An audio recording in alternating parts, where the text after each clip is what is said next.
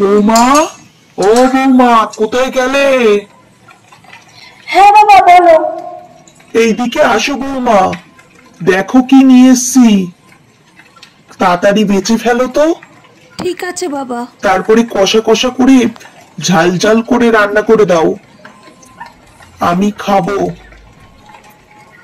দেখো আবার ভালো করে করো। শ্বশুর তো বালতিটা হাতে ধরিয়ে দিল, কিন্তু কাটবো কি করে? দেখেই তো ভয় লাগছে। Hello friends, welcome back to my channel. আমি চয়নিকা, আবারও চলে এসেছি নতুন একটা ভিডিও নিয়ে।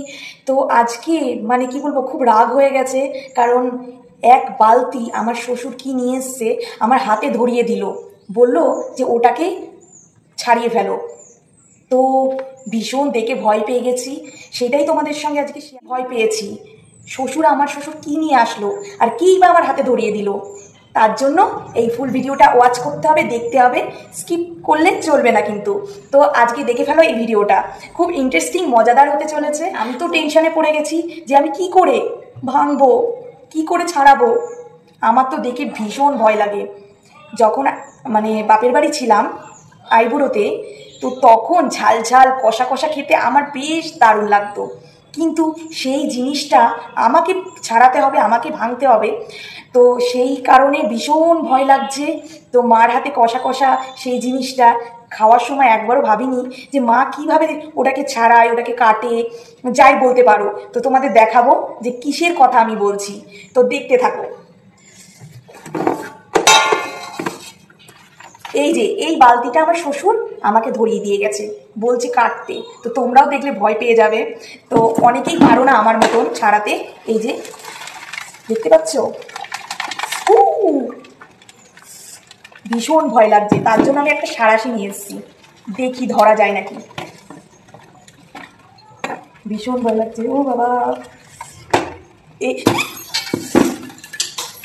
পড়ে গেছে বন্ধুরা, খুব কষ্ট করে ধরলাম, নিচে পড়ে গেছিল। এই যে দেখো, ভীষণ ভয় লাগে। এক বালতি কাঁকড়া নিয়ে এসছে আমার শ্বশুর, এখন আমাকে বলছে ছাড়াতে। ছোটবেলা থেকে মার হাতে কষা কষা কাঁকড়া খেতে আমার তো বেশ দারুণ লাগতো। তো মার মুখে কাঁকড়া নিয়ে অনেক গল্প শুনেছি। তো মার ছোটবেলার সময় কাঁকড়া কিভাবে ধরতো সব গল্প আমাদের সঙ্গে করতো। কিন্তু বাবা যখন নিয়ে আসতো মার হাতে দিত, মা দিব্যি এটাকে কেটে বেছে রান্না করে দিত, শুকনো লঙ্কা দিয়ে ঝাল ঝাল কষা কষা করে মাংসের মতন। তো গরম ভাতের সঙ্গে বেশ ভালো লাগতো আমাদের। কিন্তু আমরা কখনো ভাবিনি যে আমারও যখন বিয়ে হবে তখন আমাকেই এটাকে কাটতে হবে। কিন্তু দেখো এর পাগুলা যে কি বড় বড়, কিন্তু আমি এটা ছাড়াবো কি করে, কিভাবেই বা বাঁচবো। তো ভীষণ ভয় লাগছে, কিন্তু শ্বশুর বলেছে বলে কথা, শ্বশুরের কথা কি ফেলে দেওয়া যায়, বাবার কথা কি ফেলে দেওয়া যায়? অবশ্যই আমি এটাকে কাটবো। তো আমাকে কামড়াবে কি কি করবে আমি জানি না, ভীষণ ভয় লাগছে। আজকে এই যে এই কাঁকড়া দেখছো, এই কাঁকড়া নিয়ে আজকে গল্প করব। আমার মায়ের ছোটবেলার স্মৃতিগুলো শেয়ার করব। আমি তো আমার স্মৃতি শেয়ার করি, কিন্তু কোনোদিন আমার মায়ের স্মৃতিগুলো তোমাদের সাথে শেয়ার করে ওটা হয়নি। আমার মায়ের ছোটবেলাটাও খুব ভালো কেটেছে। তো কাঁকড়া নিয়ে, কই মাছ নিয়ে অনেক গল্প রয়েছে আমার মা। আমরা যখন ছোট ছিলাম তখন মা আমাকে কোলে বসিয়ে এই গল্পগুলো করতো। আমার তো বেশ ভালো লাগতো শুনতে, আগ্রহীভাবে বসে মার কথাগুলো শুনতাম।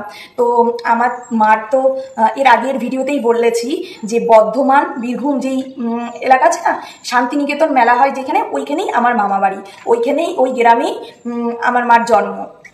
তো ওইখানে অনেক স্মৃতি মায়ের জড়িয়ে রয়েছে। আমার মা আমাকে গল্প করতো, জানিস আমরা যখন ছোট ছিলাম আমাদের বাড়িতে পায়খানা বাথরুম ছিল না, তো তখন আমাদের মাঠে যেতে হতো। তো অনেক জমির মধ্যে দিয়ে মাদের টয়লেট করতে, বাথরুম করতে বা করতে যেতে হতো। তো তখন তো ছোট ছিল, দিয়ে এবার বোতলে করে জল নিয়ে যেত। তো তারপরে ওইখানে একটা পুকুর ছিল, ওই পুকুরের চারিপাশে গর্ত গর্ত ছিল। তো অনেকেই ভাববে গর্ত হলো সাপের গর্ত, তো না বন্ধুরা, গ্রামগঞ্জে এখনও রয়েছে খাল বিলের মধ্যে কাঁকড়ার গর্ত, সেই গর্তর মধ্যেই থাকে কাঁকড়া। তো এই কাঁকড়া মা কিভাবে ধরতো, আঙুল ঢুকিয়ে কাঁকড়াটাকে বার করতো।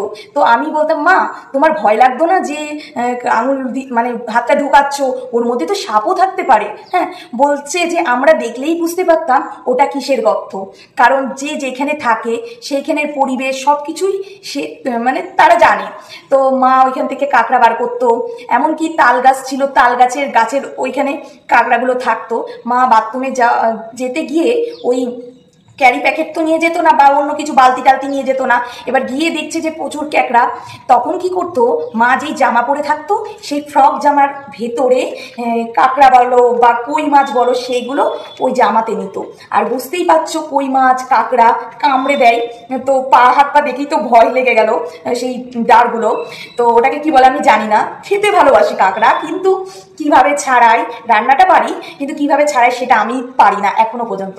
তো মা ওইখান থেকে কাঁকড়া নিয়ে এসে তুলে নিয়ে এসে জামাতে করে বাড়িতে আসতো। আর মা বলতো ওই কাঁকড়া কই মাছ আনতে গিয়ে সেই পাগুলো সব ছুলে যেত, ছুলে গিয়ে লাল হয়ে যেত, কিন্তু বাড়ি নিয়ে যেতে হবে এত কাঁকড়া এত কই মাছ, তো সঙ্গে করে তো কিছু নিয়ে আসিনি, তো ওইভাবেই মা নিয়ে যেত। আর দিদা অবাক হয়ে যেত, তুই এত কাঁকড়া কোথায় পেলি বা এত কই মাছ কোথায় পেলি? তো মা বলতো যে এই ওই পুকুরে গেছিলাম, পুকুরটার একটা নাম আছে আমি ভুলে গেছি, মা বলতো, তো ওইখান থেকেই এই কাঁকড়াগুলো নিয়েছি। তো দিদা ওটাকে ভালো করে বেছে, মা আর দিদা মিলে বেছে সেটাকে কষা কষা করে রান্না করতো। তো এই গল্প। আর মা বলেছিল কই মাছ নাকি তাল গাছে উঠে পড়তো, মা সেগুলাকে মানে বেশি দূর উঠতে পারতো না, তখন সেটাকে নিয়ে চলে আসতো।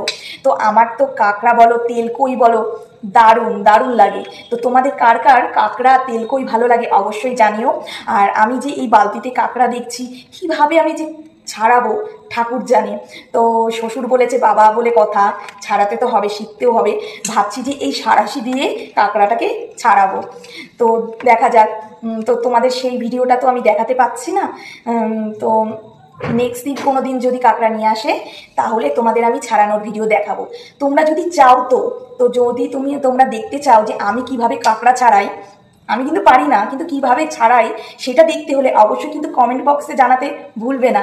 তো আজকে আমার এই ভিডিওটা কেমন লাগলো অবশ্যই জানিও। আজকের মতন টাটা, বাই বাই, নমস্কার। Thank you for watching video.